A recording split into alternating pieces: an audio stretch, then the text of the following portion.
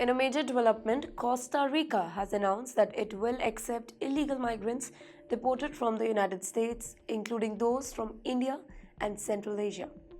According to an official statement, the first deportation flight carrying approximately 200 people is expected to arrive in Costa Rica on Wednesday. Let me tell you, this decision makes Costa Rica the third Central American nation after Panama and Guatemala to collaborate with the US in housing deported migrants temporarily before they are sent back to their home countries.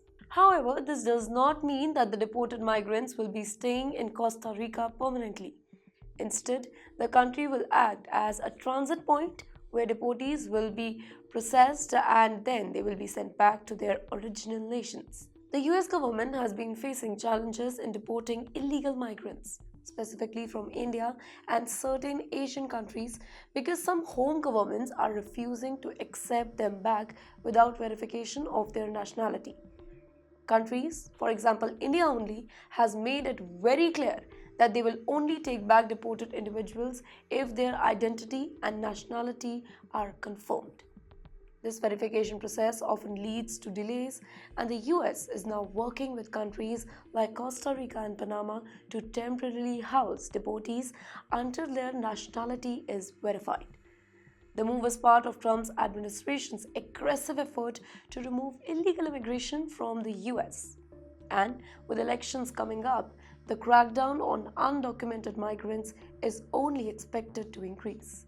Though here, while the exact number of Indians among the deported migrants to Costa Rica is kinda unclear, reports suggest that undocumented Indian migrants are among those being sent to Central American nation before being sent back to India.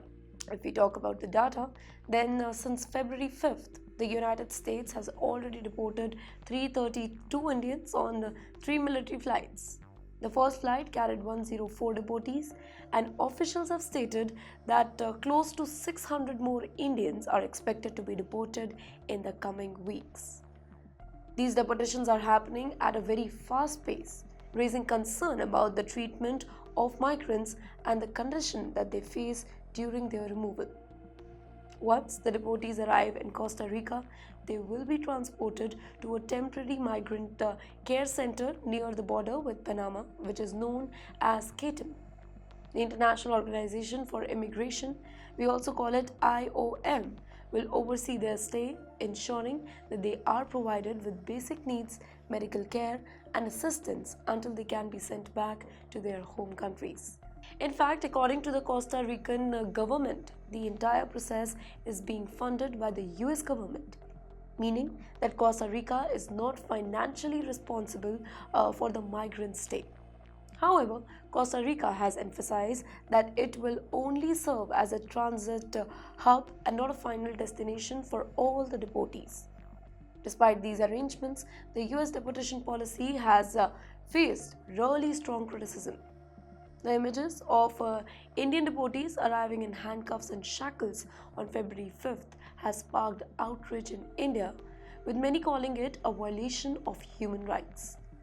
Following the backlash, the US has started scheduling deportation flights at late night or early morning hours just to avoid media attention and public protest. Additionally, while men continue to be restrained during deportation, reports suggest that women and children on later flights were not shackled. However, the journey remains really long and exhausting, often taking more than 40 hours, making a physically and mentally draining experience for all the deportees out there. The situation highlights a much bigger issue: the growing risk of illegal immigration and human trafficking.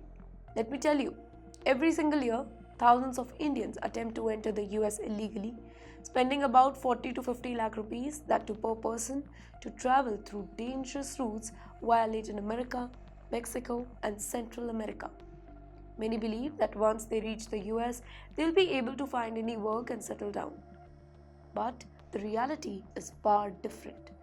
Most are caught, detained, and deported, resulting in huge financial losses, emotional trauma, and even life-threatening situation. Now, the US has intensified its immigration enforcement, and with support from Central American nations, deportations are expected to continue at a rapid pace. The question now is how India and other countries will respond to this particular situation. Should India accept deportees immediately, or should it continue verifying identities before taking them back?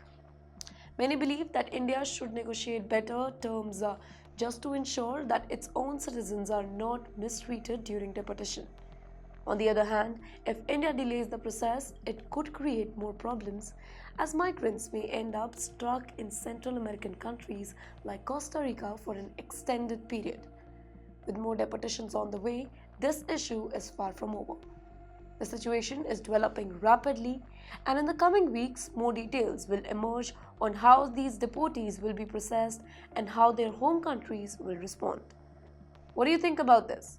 Should India speed up the process to bring back its own citizens, or should the government ensure strict identity verification before accepting deportees? Let us know your thoughts.